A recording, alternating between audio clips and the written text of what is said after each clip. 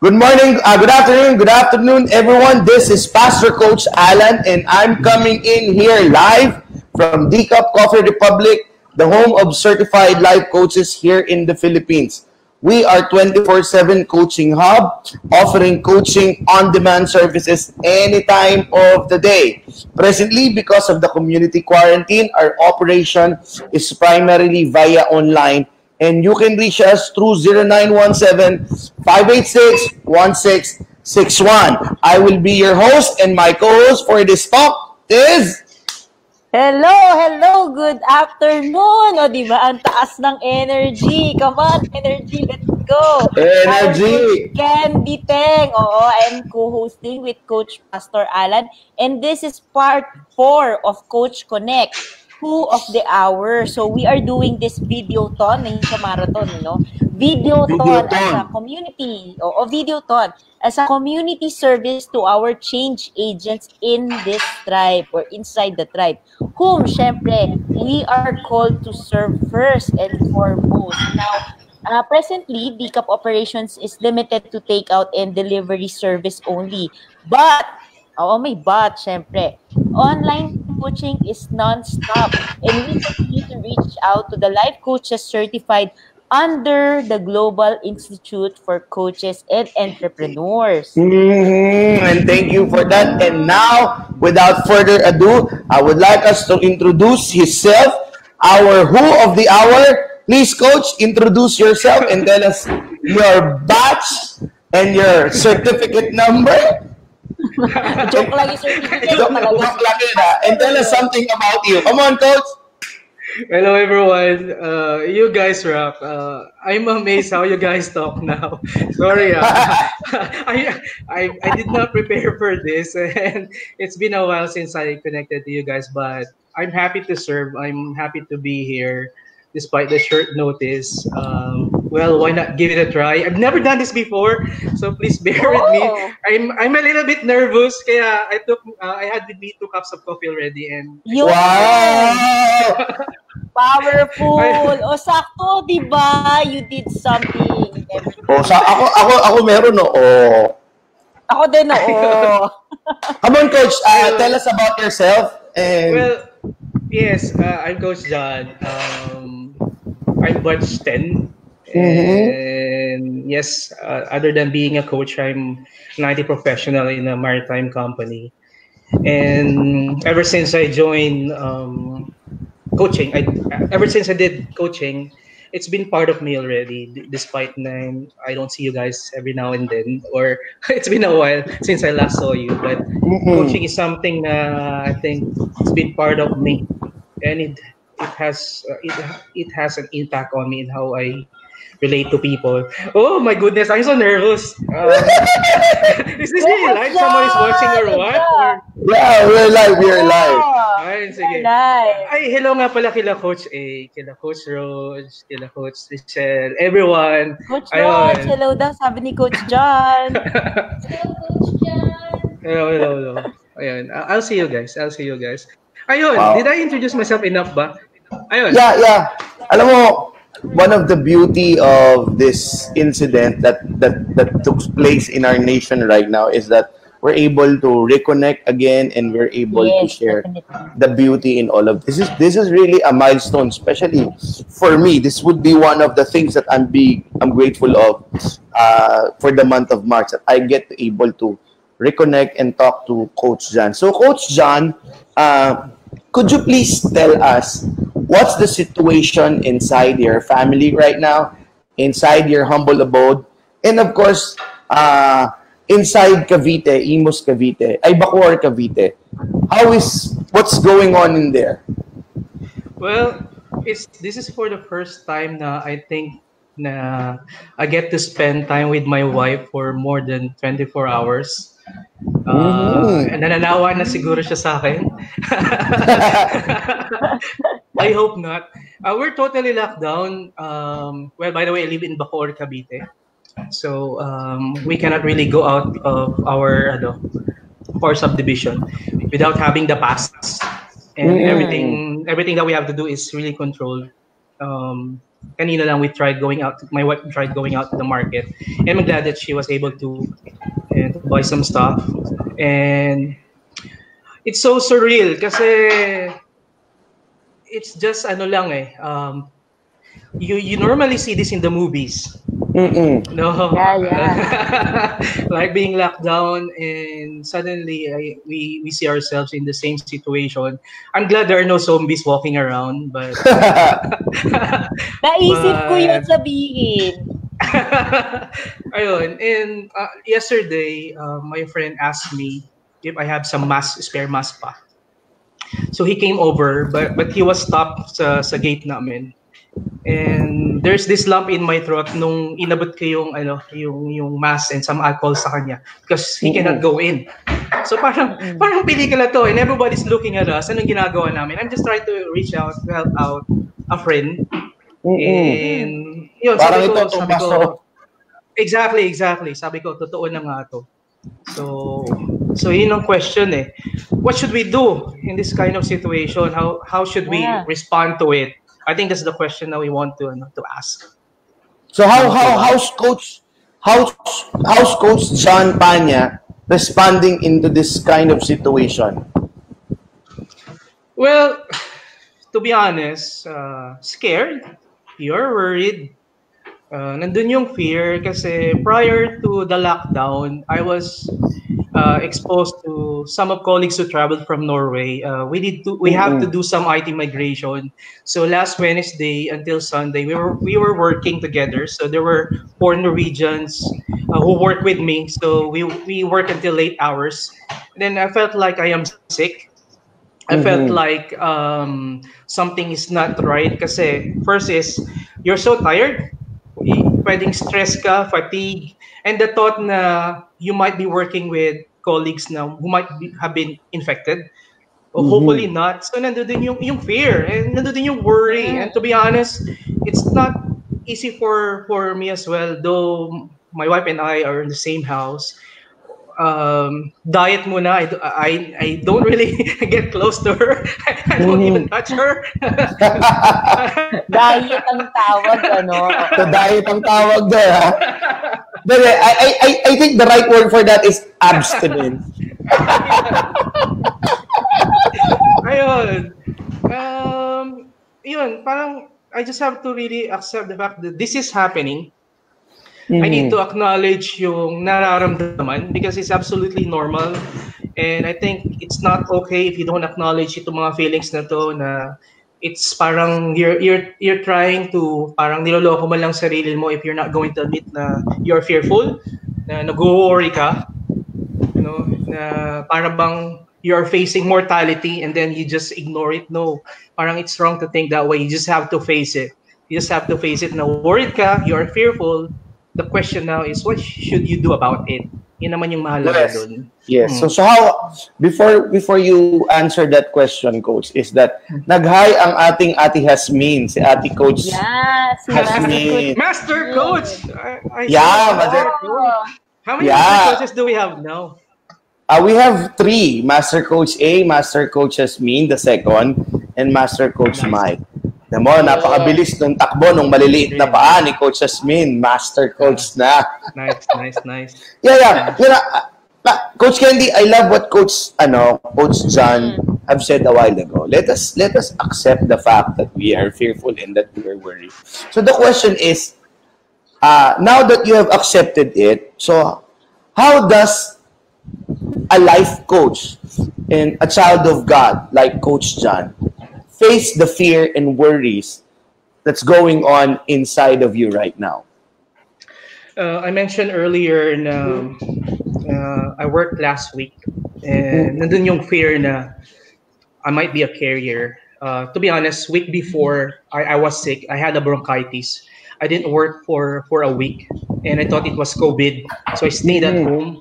It's a good thing na it was just purely bronchitis. But now I thought it's over. But ito na naman yung sitwasyon na to. So being on that possibility that I might have it or I may pwedeng hindi, parang you started to think about, like I mentioned earlier, you start to think about mortality. Na it can happen to you.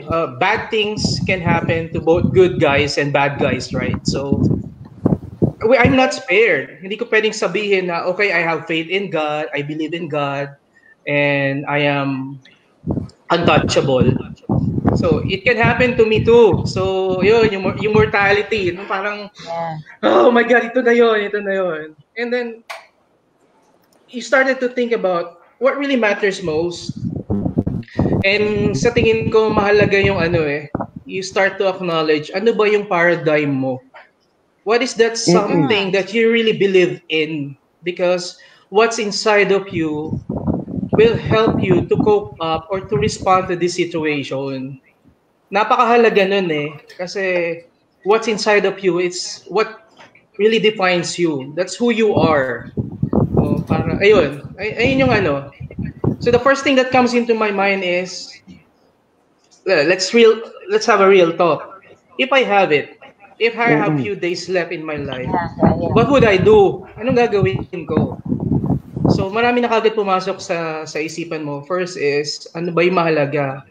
My family, my wife, um, my relatives in Quezon City. Those relationships that I had. I started thinking of you guys, to be honest. Nagulat na lang ako nag-message si Candy kanina. Thank you. Thank you for thinking of us. Oo. Nag-hide din yung kumpare mo si Coach Ed. Oo, ito, i-show natin. Sumalog sa akin, hindi ako nakapunta. Actually, masama raw loob niya eh. And I'd like to echo si Coach A nung sinabi ko na when I told Master Coach A that you agreed to be interviewed, she was really happy.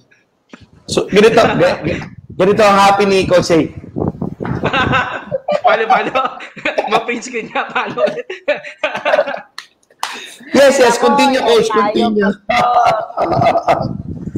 Yes, you were saying a while ago, you started to think about the relationship that you have. Ayun. I talk about paradigm kanina. Parang how do you look at life? How do you value your life? And how do you start to look at other people? Will I focus on things that are not essentials or focus on the things that are essentials? Parang yung mga bagay na yung mga indifferences natin, parang you put that aside and you start thinking of how can we make a difference? How can we connect? How can we bring hope to those who are scared today?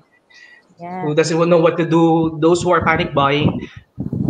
If I may share an experience, nung before the lockdown, we went to grocery store and nagpa-panic buying. And then suddenly nakapila kami doon sa queue, doon sa counter. Wala pa lang doon, hindi pa mali daw yung pila na yon. But then we asked permission kung pwede pumila dito. So then pumila kami doon, marami nagsipagsunuran. Then suddenly yung sa kabilang pila, nakita na nandun kami. Then that lady started to freak out. Sabi, nagsisigaw siya doon. She was panicking. She was calling out the guards na palayasin kami. And doon ko naisip, ito na yun. Ito na yung sitwasyon wherein I could make a difference and respond positively. Makikisabay ba ako? Will I take a video of her para maging viral siya, para sumikat siya or whatever? Yeah. That's what everyone else might be doing, no? Kapag mayroong gano'n nagwawala, take the video or what? Or will I just pause and just try to be understanding? I know that she might be stressed. She must be so tired. And sabi ko talagang, I was trying to restrain myself. I didn't speak a word. But deep inside my heart, naglalaban. Ipaglaban mo yung right mo. You do something about it. But kung sasabay pa ako, anong pwede mangyari? I can affect other people. It might cause a lot of trouble pa rin. Eventually, because since I restrained myself and my wife responded positively naman, naging okay naman yung lahat. Kaya tayo, whether we agree or not, meron tayong influence sa mga taong nasa paligid natin ngayon. Everything we say, lahat ng act natin, lahat ng ginagawa natin, it will really make a difference. It may either bring peace or chaos sa paligid natin. Ayun. Wow. I I believe, feel like I no, talk too much. no, that's all right. Go ahead, go ahead. Actually, If- ang ganda na sinasabi mo. And I believe, no, you responded based on your values. Despite of the crisis, despite of the COVID-19, still your values is intact. And I believe yung nag-freak out na yun, matanda, no? Yes. Yeah. Medyo. Yeah. So, speaking of values that you displayed a while ago with that story is, what do you think some of the core values that you can share to us that you are using right now in responding to this situation? What are the core values of Coach John Paña that is at work right now in this situation, besides from the abstinence?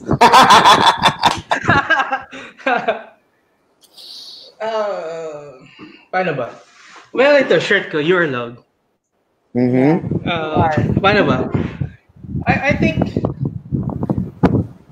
paano ba? It's Yeah, hard to kaya answer. Coach. Ayun. I think the reason why she responded that way is that, well, obviously she loved herself. It's a self-preservation. She wants to take care of herself, but at the same time, she wants to buy things for her family. So I don't think she means to be selfish. I don't think she meant harm. She just really wants to do something for, not for herself, but for her family as well.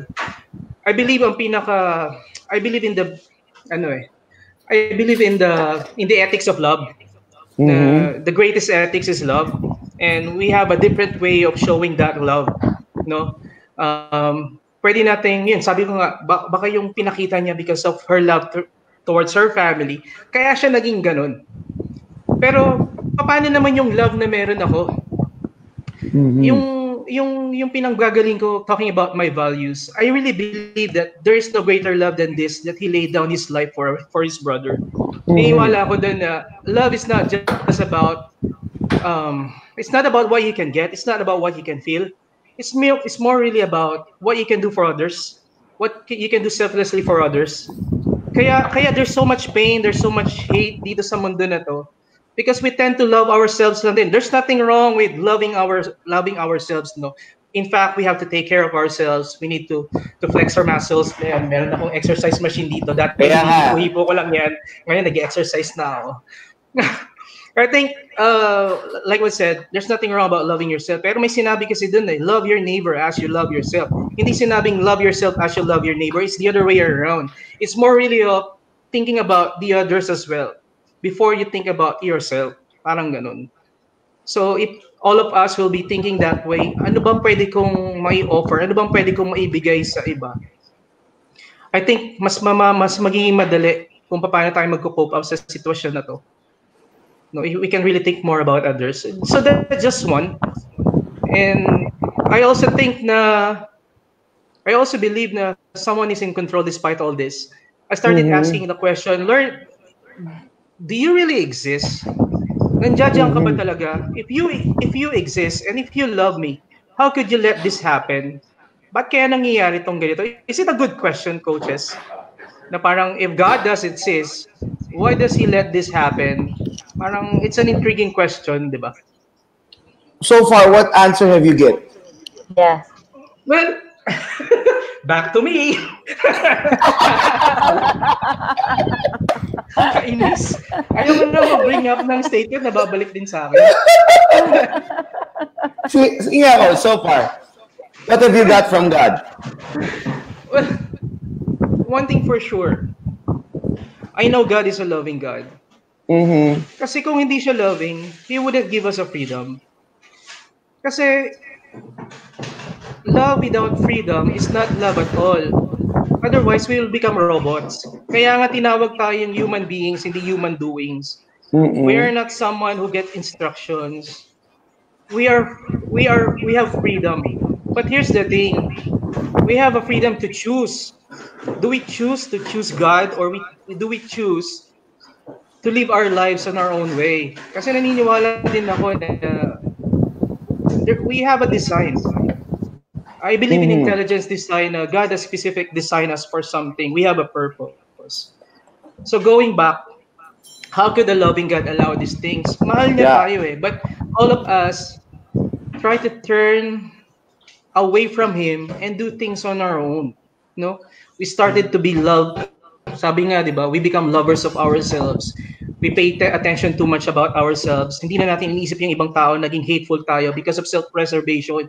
Masyado natin nakafocus sa sarili natin. It's me, Mm-hmm. myself, and I. Puro ganun. O kaya nagkakaroon ng parang cause and effect, no? Kaya nagkakaganito. Pwede bang magtanim ka ng mangga, magbubunga santol? So you will reap. So it's just a Mm-mm. domino effect why all these things are happening. But I'm not going to fiddle with that. The point here now is how do we respond? So going back to the Yes. main point, how should we respond? First, if you know that God loves you, He cares for you, the way you respond to the situation will make a difference eh. Kung sinasabi ko sa sarili ko, mahal ako ng Panginoon, ano man mangyari sa akin, the Lord covered me. Covered na ako. Mm-hmm. Baga, sakto lang. Pwede akong matakot, pwede akong kabahan, bad things can happen to me. Pero kung alam ko mahal ako ng Diyos ko, ng Diyos na may lumikha sa akin, everything will be okay. Mm-hmm. So, Coach John, looks like you also have the answer and you just answered your question. Yeah, because if I try to ask the question, you're going to ask me back. Oh, di ba? Sinagot mo na. Well, if there's a word that I would coin to your answer, Coach, it's about knowing your identity, di ba? And in all of this that's happening. Sabi nga sa Bible the it rains even in the righteous and even in the wicked. So, lahat tayo tinamaan, sabi nga ni Coach Lian kanina, pantay-pantay lahat walang mayaman, walang mahirap, lahat naka-quarantine. That's very powerful, knowing your identity. So, Coach, Coach, sige. I remember a verse, the one verse that came into my mind. A wise man says that, "Teach me to number your days, that you may gain a heart of wisdom." Psalm 90:12. Kapag iniisip mo na, sabi sa, I saw in the parang I saw an article in Facebook na ang mortality rate natin is ng lalaki is up to 68 years old. Ang babae naman is 74 years old ang age natin. That's how much time we have on earth, no?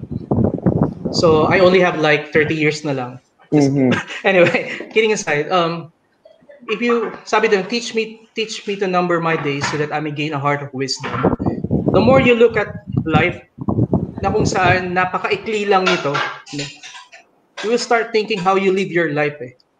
What are the things that are important? What are the things that matters most?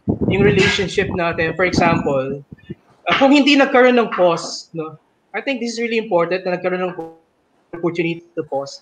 Kasi every day we work every day. We go to work, we go through the traffic and all that. Lahat ng drama sa work natin.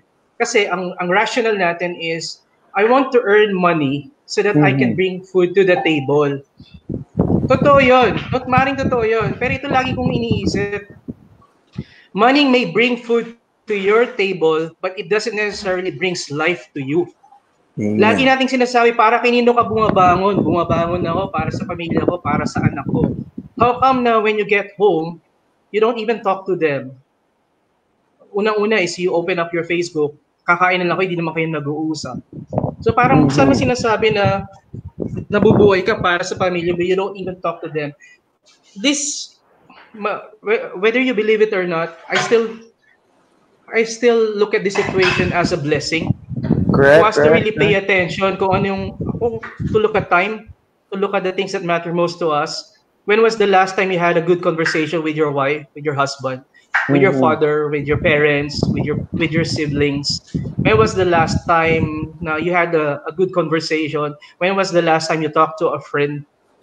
No, kasi yun yung mga bagay na mahalaga eh. Because by the time when we have reached the end of our lives, you're not going to talk about how much money you you had in your purse, in your bank account, you're going to think about the relationships that you have. Yun naman yung Correct. mahalaga eh. Unang-una, relasyon mo sa Diyos. Pangalawa, sa mga taong nasa paligid mo. This is a time for love, and this is a time for forgiveness. And speaking about forgiveness, I remember that when Coach A, natrap Yeah. na ako ni Coach A. I remember that. Ayun, forgiveness is a powerful word, and it brings you freedom. Ayun. They should, Coach John. nare-reply, Oo, nare-remind ang lang. ganda. It's thank you for Ayun. sharing your heart. Like sabi nga ni Master Coach Master Coach Ken Rasmali, 'di ba? She's watching. Sabi niya, "Thank you for sharing your heart today." And it's really it's a blessing to really for so long we haven't talked to each other, we haven't seen each other. And now, alam mo yung this moment is very precious to really hear your heart out. Hmm. Yeah, yeah. And I to hear see, your heart, bro. yes, yes, very much. And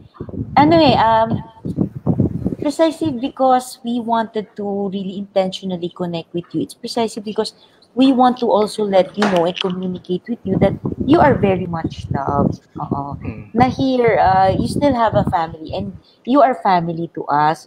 Ang ganda. And it's a perfect time, di ba? Yung sinabi mo na you get this moment to pause and you get to reflect and you get to make an inventory of the relationships and everything Hmm. that's around you. And now, this is the perfect moment that you get to see what really matters in life. Hmm. Ang ganda, ang ganda. And actually, wala na nga kami masabi ni Coach Pastor because you're really hitting the right questions. Oo nga, talagang yan yung na-miss ko na wisdom ng mama na ito eh. Talagang full of wisdom. I think it comes with the age, no? Yes, Kuya Pastor Alan. But alam mo Coach Chan, talaga I really love your shirt. I believe it's not an accident of all the shirt that you will Yes. wear. Is that you are loved, that in all of these things that's happening, and that's one core values, that's one attitude that should contaminate the whole world, is that looking at the beauty of what's happening right. A wise woman asked me this morning, I think it's 3 a.m. in the morning. A wise woman, very colorful hair, very wise woman. She asked me if COVID-19 is a disease or a cure. So I would like to ask the same question to you, Coach Jan. How would you look at Parang mali, Coach COVID-19? Pasi. O sige, ayusin mo nga, ikaw nagtanong. Ang hirap naman yun. I Ikaw nga, remember, disease or what? I asked you that during the interview kasi, another coach, if I'm not mistaken, I think it's Coach Ayen or Coach Ems, she said that the COVID, I asked her kasi how do you see COVID virus or disease? She said that it's a disease and a cure. And if you listen to it, di ba very ironic siya? But if you But really let us hear the thoughts of Coach Jan about it. Yun yun. Yun yung tinanong ko sa kanya, what is your thought about it? Or what are your thoughts about it? So ikaw, Coach Jan, is it a disease or a... Ano nga yung Both, pangalan? di ba? Or cure? Uh, let, let, uh, how should I say this? Let me try to answer that. Pag sinabing COVID-19, for me, it's something really bad and almost synonymous to death. Let's have a real talk, okay? I remember last time when I shared in a funeral service. I'm not someone who wants to do it, but unfortunately or fortunately, hindi ko masabi kung fortunate or unfortunate. I was asked to share something in a funeral, and there is something that I realized while speaking in front of the people. Sometimes we have to see death so that we can appreciate life.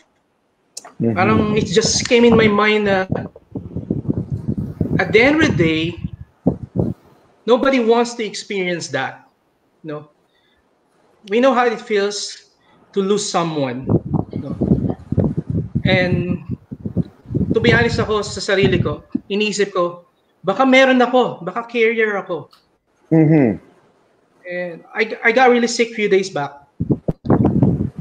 And what if I only have few days left? So it's both. Well, it's a disease, it's bad. It may cause us death, but at the same time, it is something that may give us hope. Mm-hmm. To really pay attention, to look at our lives, no? So para bang, teka muna, my life is precious. My life is something na ibinigay sa akin. I should be a steward. I should do something about it. If I have like few days to live, anong pwede kong gawin to make a difference? We don't have to, kasi minsan pag sinasabing making a difference, parang malaking bagay na kagad you have to do for the world eh. What if we just have to say hi, hello? What if you just post something in Facebook that will give hope?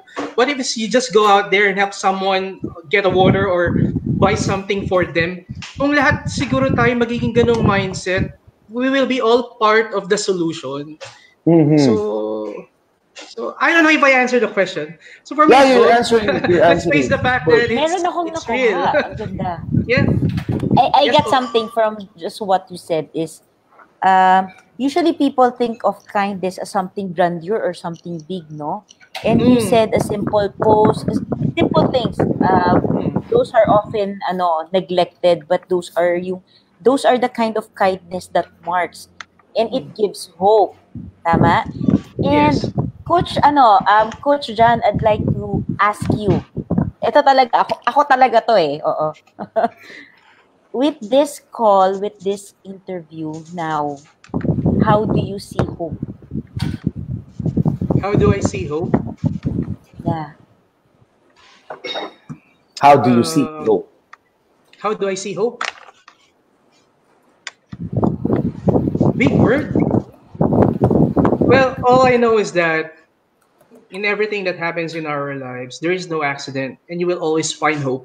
Even in the darkest moments of your life, the Lord can still use it into something beautiful. Eh. So things can really go bad sa buhay natin. We can go down rock bottom. We can hit rock bottom. Sometimes we might think na this is the end of everything. I cannot move on already. But I surely believe na once we overcome, once we go beyond that, I think it's a story that you can tell others. Hey, I've been there. I know what it feels like. I know what it feels like to hurt. I know it feels like na every time you have to cry, na you're hurting. You don't know what to do. Everything that's happening in our lives, there is a greater purpose sa lahat ng yun. And I believe that there is hope. And lahat tayo pwedeng maging instrumento. No, hindi ko kailangan maging si Pastor Alan or Coach Candy. You guys are celebrities already. Nakikita ko kayo sa TV, sa radio or what. You can be a simple person na you're just in your workplace, nandiyan ka lang sa bahay mo, or just look around. There is always be an opportunity to bring hope, to people around us. So, yeah. Coach John. Di ba? Saya nito. Ang galing.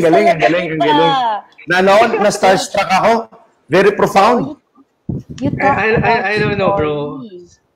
Siguro maganda yung sinabi ni maganda yung sinabi ni Coach Candy. It's really hard to say, to talk about hope if you will not experience yung mga challenges sa life mo. You can, sabi nga, like we can't give what we don't have. So when we are going through tough times, parang you just have to assess yourself or tell yourself that it's going to be over. Sabi nga, though the sorrow may last for the night, His joy comes in the morning. There will always hope. There's always hope. Kumbaga, ma-overcome natin. We have a loving God. We have a good God. We are love nga, di ba? Yeah. Before Coach Candy asks another question, one thing I love about hope is that since the three of us are life coaches, we are from present to the future. Ba? But when you inject hope, is that you allow the person not to look at the present situation, but to look after what would happen after the situation. And that is where hope comes in. And especially, ako para sa akin, hope is the pull eh. Hope is the pull that can move us forward. The trials is the push. And hope is the pull. So yun lang, you always talk about the future. And that is what's nice about hope. So Coach Candy, meron ka bang gustong idagdag at itatanong sa ating celebrity coach? I really feel honored and blessed to hear your heart, Coach John. Kasi it's honestly we rarely get to talk, and alam mo yun, at yung moment, it's really precious. And hearing how you are responding and you're really responding on a reflection mode. And ang gaganda ng mga reflections mo. Oo, Now ganda. let's see, kasi I believe that may outcome. Itong COVID is just 'di ba? May disease and there's a cure for it. 'Di ba kaya nga siya, it's both a disease and a cure. Yung disease is because of the disease, now you get into that reflection mode. You're able to really see what matters in life. And now let's go to the cure, 'di ba? Doon tayo sa outcome. After this COVID virus, how would you like your story to be told? Similar to what I asked my wife kanina. Parang we were having our reflection, devotion kanina. And I asked my wife, me, how would you like to be remembered? I think it's a question everybody needs to ask. Kasi we are not created for nothing. We are created for something. And yung mga setbacks natin, it's a place where we can draw our strength from. After nitong COVID na to, mahirap, but I just want to be someone to be remembered na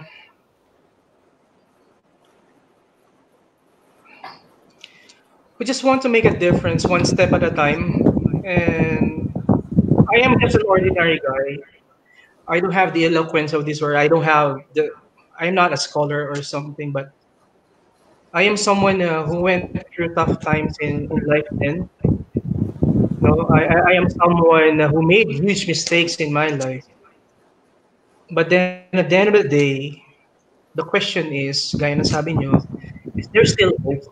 And I believe there is. And the only way for us to get that hope is for us to define what love really is. So going back pa rin kasi, yung love na yun, napakahalaga ng love na yun. Gaya ng sinabi ko kanina, love is not something that you experience or you receive. It's something that you give. Because love is not something that's happening or that's happening towards us. It's something inside of you na na-feel mo na nandun din yung value mo. Because there is that someone who died for me. May iniisip ko, sino ba naman ako, a rich man like me, why would he spend his time or give his life to me na wala akong kakwenta-kwentang tao, but that yet he gave his life to me. So yun yung hope na pinanggagalingan ko na meron palang pag-asa yung mga taong kagaya ko who did mess up big time sa buhay. And I think it's a story na we have to tell the others na he may have messed up big time, but it's not the end of everything. And we will always have a story to tell sa ibang tao. And maaaring naranasan din yung naranasan mo. So, I believe, Coach John, that's a story of hope. I believe that's a very wonderful story of hope, Coach John. Yeah, and I love what he said. You just don't receive or experience love. You give it away. You give it away. And I believe you have been given so much of that love, Coach John. So how would you like to receive love at this moment right now? Kasi I know you, even though for a very short period of time, and then from what you are expressing to us, you are really generous in giving love. So, at this very moment, how could we give love to you? And how do you want to receive love at this very moment, Coach John? Well, we are live today. So if I am making a difference right now, and if it's reaching out to people today, I think that's okay na yun eh. Um, kapag nandoon kasi yung na-experience mo yung love ng Lord sa life mo, you cannot contain it. You just want to give it away. Correct? And if what I'm trying to say right now is something that is inspiring, I hope it inspires more people. But of course, I want you guys to pray for me. Sabi nga sa inyo kanina, nakakabahan ako, natatakot din ako. What if I am a carrier? Yung wife ko na dyan siya. Oh. So, what if I am a carrier? Every now and then when I wake up in the morning, I check for myself. I check yung sarili ko, am I feeling okay? Nawawala ba yung sense of taste ko or yung smell ko or what? Of course, doon, prayer means a lot. Malaking bagay yun. Malaking bagay yun. Coach John, Yeah. if you know someone who's experiencing exactly the same as what you're experiencing, Or if you I know yung someone, emotion, if I know someone, yes. Oo, kunyari friend mo, let's say it's your friend and he's experiencing the same thing you're experiencing, the emotions, the anxiety. Ano, hindi mo to tatanungin ha, you won't ask him anything. You just have to say a message to him. What message will you tell him? okay.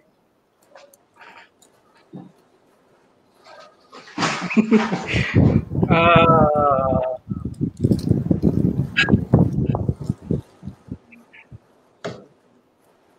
may naalala lang ako bigla eh. Never underestimate the value of an individual. Having said that, you always have what I want to tell that person is that you are valuable. Mahalaga ka. Um, someone loves you. There are people around you that loves you, and there is someone greater who sacrifices his life for you. That he cares for you that much. And what is it that you're going through right now?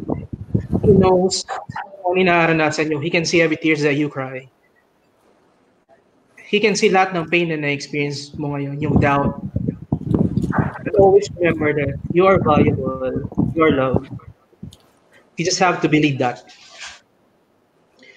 And ayun, siguro ang last thing, I'm sorry, no, I would always reference God. Go ahead. I would always reference God. Kasi if you're going to look at what you feel right now, it will just put you down. Just open up the window, look outside, look at the birds, look at the trees. Yung splendor ng Lord nakikita sa sky, sa heavens. No? I believe that's Psalm 19, Pastor Coach, I don't remember. Psalm 19:1. Basta nasa Sam yun. Yeah, part of the heavens are declaring the glory of God. If we are losing hope, no, if we have challenges, just look outside. It's beautiful. It's amazing. And you have to believe in yourself na kung yun napakaganda, ikaw pa kaya na nilikha ka niya. The time you are valuable. Yun lamang siguro. Layo ka ng konti sa computer, Coach John. Para hindi medyo may static lang. Layo ka ng konti, Coach. Yeah, sige. Yan. Teka muna. Ito na. Ito si Coach pa sinira eh. Joke lang. But Coach John, it's really, what I ask you is actually precisely, can you tell that to yourself? I'm sorry? What I ask you, yung sinagot mo, tell that to yourself. Yes. You are valuable. Yes, You are loved. You are loved. Ayan. Alam mo, this has been a very meaningful talk and full of wisdom, full of love, full of hope. And Coach John, before we end this powerful videothon, do you have a special message to all of out there who's listening to our fellow life Yeah. coaches? Do you have a message to share? A message to impart? Siguro, mga fellow coaches, um, speaking about love, we are in a situation right now na we will go a lot of inconveniences sa buhay natin. We will go through troubles. We cannot get what we want kaagad-agad. Our patience will be tested. There will be difficult people that will come in our way. Maraming pasaway na darating sa buhay natin. And the question now is, will we only love those who love us?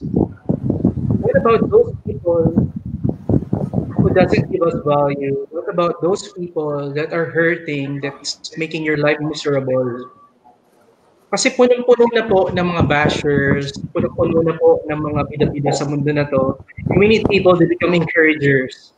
Because once upon a time, you yourself, I myself, been a difficult person, but someone reached out to me, someone expressed the love. So I think this is a message that I want to tell everyone. Express the love, not for those who are lovable, but even those who need it, even those who are hurting us. See, what's the sense of loving those who can only love us back? Because even bad people can do that. How much more tayo, di ba? Let's just extend our love, extend our patience. Let's be hopeful. Let's always look at the good at every people. Kasi meron something tayong mapupulot. Merong kabutihan tayong mapupulot sa bawat isa. Never underestimate the value of an individual. Why? Because God created us in His own image. He loves us, and it's our mandate to love others, and not only those who can love us back, even those people who can hurt us back too. Yun naman po. Maraming salamat. Wow. Salamat sa pagkakataon. Wow. Coach Candy, would you like Thank you. Coach Candy, would you like to give your parting message before I close? This had been very striking to me, no, your shirt and the color of your shirt actually. Yes, di ba? Yes. The message is very it's simple but it's really profound, di ba? You are loved. And if you look at it, isang maliit lang siya, but the color around it, the color of your shirt is red. Tama naman, red yung nakikita ko, Yeah. di ba? Tama naman, oo. Akala ko pink. Yan tayo, coach, kasi, Joke. What I'm trying to say is the process of loving oneself the way God loves us or Jesus loves us is ano siya eh. It's not a one thing process. It's really a journey. And it's a journey that's really madugo. Alam mo, it's really bloody madugo because you get to see the things na you don't want to see. You get to really face yung sinasabi natin yung mga paano ba magandang sabihin to, but it's really ano siya eh, the monsters or the not so good things about us. But I believe that's what really love is, that despite of seeing that, you still choose to embrace that, and you know yung monsters na nakikita natin, I believe that no one is really created bad, that no one is created as a monster. As a monster, you just really need to embrace that person with love, with all the unconditional love that there is. And I believe that that person will be able to really transform, and the life of that person will be really a story of hope to other people. Yan. Sige, since we're talking about love, a wise man once said, who goes by the name of Apostle Paul, in two separate entities, perfect love casts all fear, and love conquers all. And of course, the source of love, Jesus Christ. Kanina, I just would like to go back that the dominant question right now in this world, especially in the Philippines, is why. And that is the same question that you asked a while ago, Coach John. Why a good God like you will allow something like this? And the next question that permeates the atmosphere right now is the question when. When will this end? When will this pandemonium ever stop? When will this global crisis will come to an end, or when will it come to a halt? The why and the when. All of us ask the why and the when. It's normal for us to ask those questions, but the truth of the matter is, masakit man isipin, there are only few moments in our lives, especially there are only few gigabytes in our brain to answer the question why and to answer the question when. Because I believe those questions can only be answered by God. Once upon a time, when Peter asked the same thing, why did he ever do such thing to Jesus Christ? When will the condemnation stop? I don't know if you remember the story, John, when Peter, because of condemning himself, he decided to go back to his old life, and that is catching fish. Because Jesus Christ died, and he betrayed Jesus Christ 3 times, and then he went back to fishing. The answer that dominates his mind, why did I ever betray such a man? And when will this condemnation stop? Jesus rose from the dead, and Jesus did a very powerful thing. He did not answer the why. He did not answer when. He just answered the who and the what to Peter by asking Peter, Peter, do you love me? Yes, Lord, I love you. Jesus asked again, Peter, do you love me? Yes, Lord, I love you. For the third time, Peter got the question. God revealed to him his identity. And that is very strong about you, Coach John. The mere fact that you are thriving, that you are enduring this kind of trial right now, that's very difficult for you to think that you are infected, is that you know your identity. And God did not answer the why to Peter. He just presented to Peter, you are love. Despite of what you did, you are love. You are the rock on which my church will be planted. And then after giving the who to Peter, Jesus also gave the what. Because upon knowing your identity, you know your responsibility.